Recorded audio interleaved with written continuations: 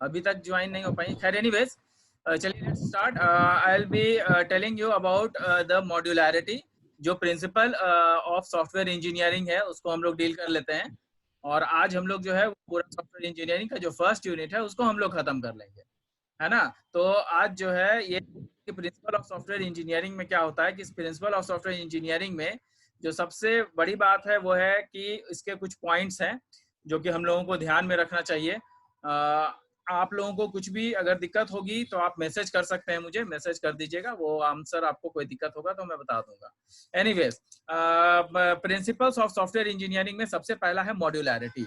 Modularity क्या होता है? मॉड्यूलैरिटी कहने का मतलब होता है कि बेसिकली क्या होता है कि किसी भी सॉफ्टवेयर को बनाने से पहले उस सॉफ्टवेयर को डिवाइड किया जाता है डिफरेंट मॉड्यूल्स में। मैं पहले भी इसको एक्सप्लेन कर चुका हूँ, फिर से कर रहा हूँ कि आपको जो मॉड्यूलैरिटी होता है वो क्या होता है कि किसी भी पर्टिकुलर सॉफ्टवेयर को बनाने से पहले हम लोग क्या करते हैं, उसको डिफरेंट मॉड्यूल्स में डिवाइड कर लेते हैं। अब डिफरेंट मॉड्यूल्स कहने का मतलब क्या होता है? डिफरेंट मॉड्यूल्स कहने का मतलब ये है कि आपका जो छोटे छोटे काम में उसको बांट दिया जाता है। किसी भी इसको जब भी हम लोग काम करते हैं सॉफ्टवेयर में, तो सॉफ्टवेयर को छोटे छोटे टुकड़ों में बांट दिया जाता है। जैसे एग्जांपल, अगर मान लिया कि वेबसाइट बना रहे हैं तो उसमें 10 पेजेस हो सकते हैं, तो 10 पेजेस, 10 पेज एक आदमी बनाएगा कोई जरूरी नहीं है। पहला पेज कोई और बना दिया, दूसरा पेज कोई और बना दिया, तीसरा पेज कोई और बना दिया, या पहला 2 पेज कोई एक बंदा बना दिया, दूसरा 2 पेज कोई एक बंदा। तो ऐसे करके हमारे पास 5 इंजीनियर हो जाएंगे, और 5 दसों जो पेजेस हैं उस पे रेगुलर एक साथ काम चलता रहेगा। तो उससे क्या होता है कि आपका सॉफ्टवेयर जल्दी बनता है, और जल्दी बनता है तो जल्दी हम लोग उसको डिलीवर भी कर सकते हैं। तो मॉड्यूलैरिटी का मतलब ये होता है कि आपको डिफरेंट एक सॉफ्टवेयर को डिफरेंट मॉड्यूल्स में बांट देना। ठीक है। यहाँ पे जो प्रिंसिपल है उसके ऐसा नहीं है कि जो सॉफ्टवेयर को डिफरेंट मॉड्यूल्स में बांटना है तो वो आप कैसे भी बांट सकते हैं। There are certain rules for it, तो that is called the principle. ऐसा नहीं है कि आप कुछ भी उसमें कैसे भी बांट देते हैं। उसको बांटने का तरीका होता है, या तो डिफरेंट पेजेस के जो रेस्पॉन्सिबिलिटी है उसके आधार पे बांट दें, या तो डिफरेंट पेजेस के जो फंक्शनैलिटी है उसके आधार पे बांट दें, या फिर किस तरीके से जो मेथोडोलॉजी हम यूज कर रहे हैं उसके हिसाब से बांट दें। तो वो सारी चीजें जो है हम लोग कंसीडर करेंगे जब भी किसी भी पर्टिकुलर सॉफ्टवेयर को डिफरेंट पार्ट्स में बांटना होगा तब। तो इसको देखिए, यहाँ पे पढ़ लीजिए। The principle of modularity is the specialization of the principle of separation of concern. Separation of concern मतलब भाग में बांटना, सेपरेट करना। Following the principles of modularity implies separating software into components according to functionality and responsibility. कहने का मतलब जो आपका डिफरेंट फंक्शनैलिटी और रिस्पॉन्सिबिलिटी है उसके आधार पे हम किसी भी सॉफ्टवेयर को बांटते हैं। इसमें ये कहा गया है कि यहाँ पे ये देखिएगा,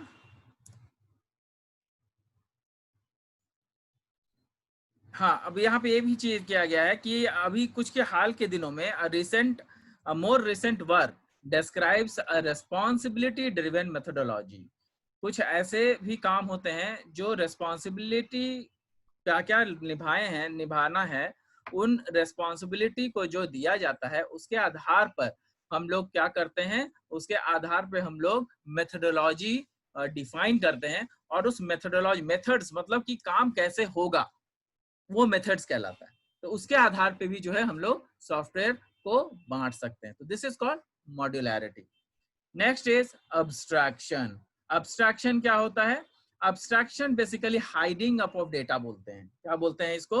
हाइडिंग ऑफ डेटा बोलते हैं। हाइडिंग ऑफ डेटा कहने का मतलब क्या होता है कि जो आपका डेटा है उसको किसी न किसी रूप में हाइड कर दिया जाता है, ताकि वो पूरी दुनिया को विजुअलाइज ना हो सके, और आपका जो डेटा है वो सही रहे हमेशा। मतलब आपका जो डेटा है उसको कोई चुरा ना सके। तो दैट इज कॉल्ड अब्स्ट्रैक्शन। तो अब्स्ट्रैक्शन हम लोग कई तरीके से करते हैं, और आप लोग पिछले सेमेस्टर में आप लोग डीबीएमएस पढ़े होंगे। तो डीबीएमएस में अब्स्ट्रैक्शंस के कई तरीके भी दिए हुए हैं, डेटा हाइडिंग के तरीके दिए हुए हैं। तो data can be hide in 3 ways. आप लोग पढ़े होंगे कि data can be hided on in 3 ways. पहला लॉजिकल लेवल, दूसरा पहला फिजिकल लेवल, दूसरा लॉजिकल लेवल और तीसरा व्यू लेवल. ये 3 तरीके हैं जिससे कि डेटा को हाइड किया जाता है. तो यहाँ पे ये टेक्निक भी लगता है. तो दिस इज बेसिकली ये सॉफ्टवेयर बनाने में बहुत ही कारगर होता है और जिसके कारण हमें बड़ी सहूलियत होती है क्योंकि हमारा डेटा हमेशा सेफ रहता है. ठीक है. और यह कहाँ अप्लाई करते हैं? किसी भी सॉफ्टवेयर में 2 पार्ट्स होते हैं, मैंने आपको पहले ही बताया था. एक होता है फ्रंट एंड, दूसरा होता है बैक एंड.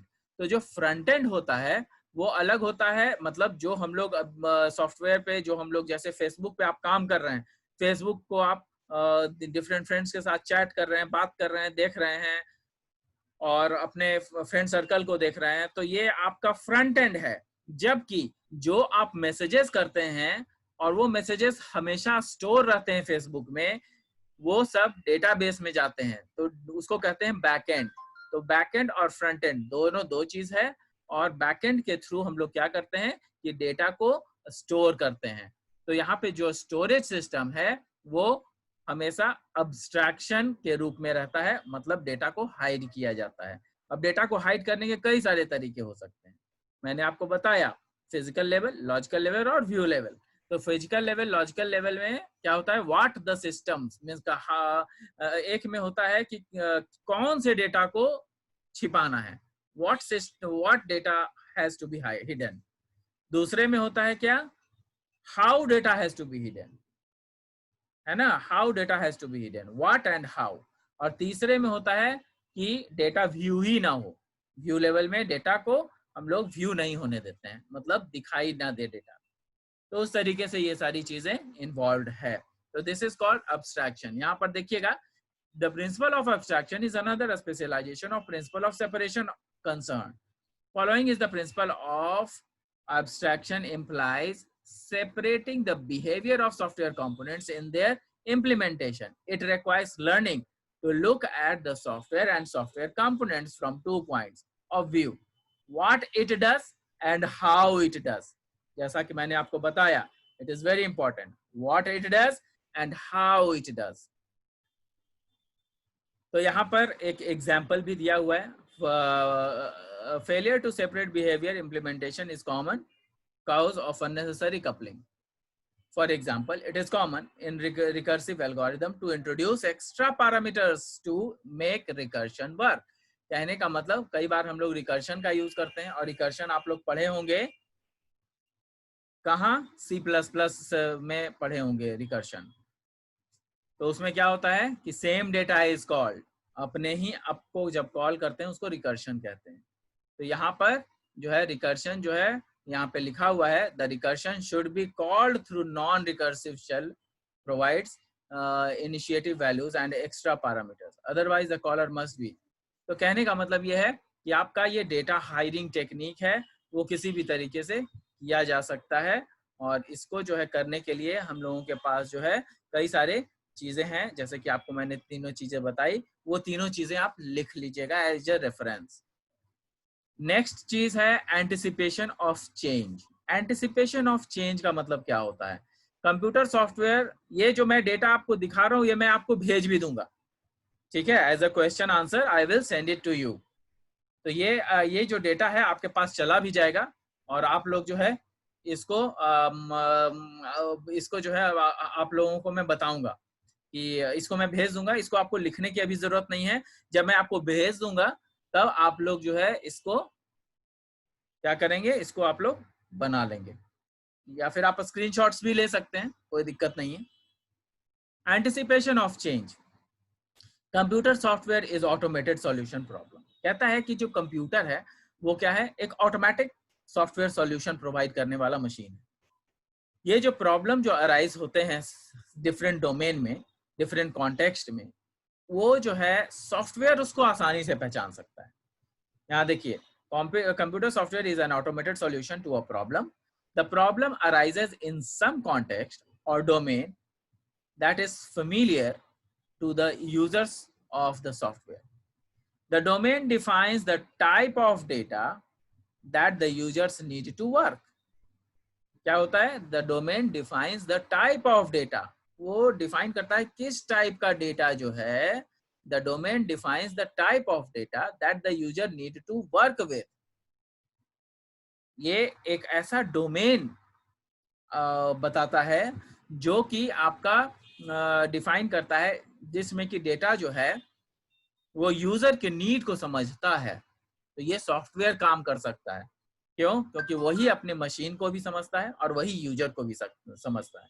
तो सॉफ्टवेयर इज द ओनली कह सकते हैं इंटरमीडिएट और only mediator which can understand the user and the system. तो ये चीज़ है एंटिसिपेशन ऑफ चेंज। तो ये जो है आपका जो सॉफ्टवेयर डेवलपर्स है वो क्या क्या करना चाहते हैं वो एक सॉफ्टवेयर भी समझता है। यहाँ पे देखिए, software developers on the other hand are familiar with the technology. जो सॉफ्टवेयर डेवलपर होते हैं वो आज के डिफरेंट जो टेक्नोलॉजी है उसके साथ फेमिलियर होते हैं, और वे ही जो है समझ पाते हैं कि कहाँ पर डेटा एब्स्ट्रैक्शन करना है, कहाँ पे कौन सा एल्गोरिदम लगाना है, कहाँ पे कौन सी इंपॉर्टेंट चीजें इन्वॉल्व है। ये सारी चीजें जो है हम लोग एंटिसिपेशन ऑफ चेंज में लिखते हैं। एंटिसिपेशन ऑफ चेंज का मतलब ये है कि जरूरत के अनुसार चेंजेस लाना, जरूरत के अनुसार चेंजेस लाना, ये एंटिसिपेशन ऑफ चेंज होता है। बहुत ज्यादा चीजें इसमें लिखने की जरूरत नहीं है, ये लिखा हुआ है, इसमें से मैं कई सारी चीजें को छांट दूंगा और आपके लिए नोट्स बना के भेज दूंगा। Next is जेनरलिटी। जेनरलिटी क्या होती है? The principle of generality is closely related to the principle of anticipation. जो जेनरलिटी है वो थोड़ा सा सॉफ्टवेयर के लिए, सॉफ्टवेयर के अनुसार, जो आपका जो सॉफ्टवेयर डेवलपमेंट होता है उसके अनुसार जो है ये काफी क्लोज है आपका एंटिसिपेशन ऑफ चेंज से, काफी क्लोजली रिलेटेड है। कहता है कि जो सॉफ्टवेयर का डिजाइन होता है वो हम लोग किसी भी तरीके से बना सकते हैं। डिजाइनिंग बनाने के लिए हम लोग फ्री हैं, हम लोग कैसा भी डिजाइन बना सकते हैं, उसमें जितने तरह के रेस्ट्रिक्शंस लगाने चाहे रेस्ट्रिक्शन लगा सकते हैं। रेस्ट्रिक्शंस का मतलब होता है अवरोध, जिसको कि हम लोग कंस्ट्रेंट्स भी कहते हैं। तो जो आपका कंस्ट्रेंट्स है वो काफी सारे कंस्ट्रेंट्स हम लोग इसमें लगा सकते हैं, जैसा कंस्ट्रेंट चाहे वैसा कंस्ट्रेंट इसमें लगेगा। तो ये आपका जो प्रॉब्लम है कि सॉफ्टवेयर का, कि आपका जो क्लोजली ये जो डेटा है वो रिलेटेड है, और आपका जो डेटा है वो क्या होता है, यहाँ पर से ये प्रॉब्लम सॉल्व होता है जनरलिटी में कि आप किस तरीके से सॉफ्टवेयर के साथ बिहेव करना चाहते हैं, आप उसका डिजाइनिंग कैसा रखना चाहते हैं, आप उसमें कौन कौन से रेस्ट्रिक्शन डालना चाहते हैं, कौन कौन से कंस्ट्रेंट्स डालना चाहते हैं, आप वहाँ पे कौन कौन सा एब्स्ट्रैक्शन का यूज करना चाहते हैं। मतलब आप फ्री हैं किसी भी चीज को यूटिलाइज करने के लिए, या फिर आप इसके लिए भी फ्री हैं कि आप कौन से लैंग्वेज में बना रहे हैं। मतलब software need not to tell that on which type of language you will use, वो आपको डिसाइड करना है। तो आपको ये फ्री करता है कि आपका सॉफ्टवेयर किस टाइप से बनेगा, किस पर बनेगा। तो ये आपका जनरलिटी में आता है। कई बार जो है आप देखेंगे कि वो कई सारे प्रॉब्लम्स आ जाते हैं, जैसे कि डेटा लिमिट हो गया, डेटा को लिमिट रखना है, या फिर बहुत ज़्यादा बड़ा हमें डेटाबेस को नहीं रखना है, या फिर एक्चुअली क्या होता है कि जितना बड़ा आप डेटाबेस रखिएगा उतना ज़्यादा जो है डेटा को रिट्रीव करने में प्रॉब्लम होता है, उतना ज़्यादा समय लगता है डेटा को रिट्रीव करने में। तो ये सारी प्रॉब्लम्स हैं। तो इसको सॉल्व करने के लिए जो है हम लोग के पास डेटाबेस होता है, और डेटाबेस में कौन सा डेटाबेस यूज करना है ये आपके ऊपर डिपेंड करता है। आप ओरेकल यूज कीजिएगा कि एसक्यूएल यूज कीजिएगा, ओरेकल 10G यूज कीजिएगा, कि आप डिफरेंट एमएस एक्सेस यूज कीजिएगा। बहुत सारे हैं ऐसे डेटाबेस तो जिसको कि आप यूज कर सकते हैं। तो इट डिपेंड्स, ये आपके ऊपर है कि आप अपने सॉफ्टवेयर को किस तरीके से बनाते हैं। Next is incremental development. Incremental development कहने का मतलब ये है कि आपका जो इंक्रीमेंटल डेवलपमेंट में मतलब आपका जो सॉफ्टवेयर है वो किस तरह के डेवलपमेंट आप करना चाहते हैं सॉफ्टवेयर में। मतलब हो सकता है कि आज आप सॉफ्टवेयर बनाएं, उसमें आप बाद में कुछ और ऐड करना चाहते हैं, दैट इज इंक्रीमेंटल। वो इसमें आप इंक्रीमेंट करना चाह रहे हैं कुछ भी। तो जब आप कोई चीज इंक्रीमेंट करना चाह रहे हैं तो वो डेवलपमेंट में इंक्रीमेंटल वैसा बनाना पड़ेगा कि आपका सॉफ्टवेयर बाद में चेंज हो सके, है ना। वो बाद में चेंज हो सके, उस तरह का इंक्रीमेंटल बिहेवियर उसमें देना होगा। तो वो कब होगा? जब आप सॉफ्टवेयर को बिल्ड करते हैं, उसमें छोटे छोटे रूप में ध्यान देना होगा कहाँ कहाँ पर एडिंग करना है, कहाँ कहाँ पर कौन सी चीज में मॉडिफिकेशंस करने हैं। तो ये आपका डेवलपमेंट के दौरान देखा जाता है कि आप कैसा डेवलपमेंट चाहते हैं। तो दिस इज ऑल देयर। अब उसके बाद नेक्स्ट जो है पॉइंट वो है कंसिस्टेंसी। कंसिस्टेंसी कहने का मतलब ये है कि आपका जो भी आपका सॉफ्टवेयर है, वो सॉफ्टवेयर कुछ और नहीं बल्कि आपका जो सॉफ्टवेयर है वो कहीं ना कहीं आपके प्रॉब्लम को, मतलब जो आपका सॉल्यूशन है, प्रॉब्लम का जो सॉल्यूशन है वो कंसिस्टेंट होना चाहिए। मतलब आपका जो प्रॉब्लम है, जैसे कि आपने एक प्रोग्राम लिखा 2+2 का, तो वो आंसर 4 देगा और वो हमेशा ही 4 देगा। कहीं ऐसा ना हो कि आपने प्रोग्रामिंग ऐसा लिख दिया कि प्रोग्राम जो है एक बार 2+2 को 4 दे रहा है और दूसरी बार 2+2 को 5 दे रहा है, तीसरी बार कुछ और ही दे रहा है। तो कंसिस्टेंसी होनी चाहिए। मतलब जो आपने काम किया है वो बिल्कुल परफेक्ट काम होना चाहिए।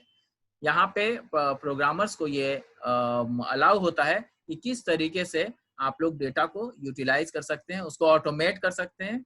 और प्रोग्रामर को ये भी अलाउ होता है कि कोई भी सॉफ्टवेयर जो भी आप यूज करना चाहते हैं, सॉफ्टवेयर बनाने के लिए कौन सा टूल का प्रयोग करना चाहते हैं, उसके लिए आप फ्री हैं। कई बार आपको ऐसे नए नए प्रोग्रामर्स को कई बार कंसिस्टेंसी मेंटेन करने के लिए कई बार क्या होता है कि नए नए सॉफ्टवेयर के चीज सीखने भी पड़ते हैं।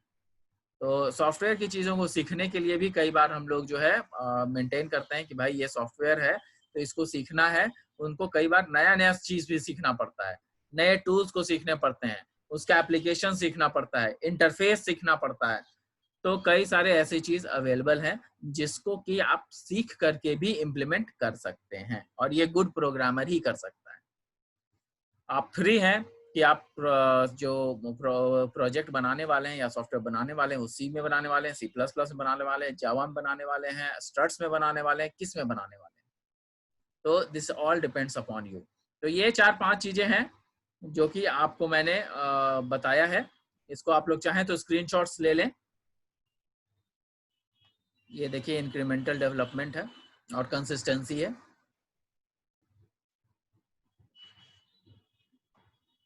यहाँ पे आगे देख लीजिएगा, जनरलिटी है,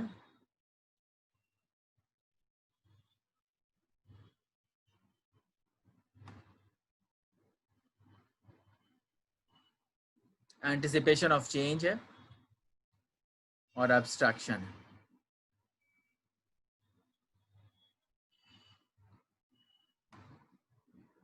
मॉड्यूलैरिटी भी है। तो इसको मैं आपको भेज दूंगा। एनीवेज, आप लोगों को कोई अगर प्रॉब्लम है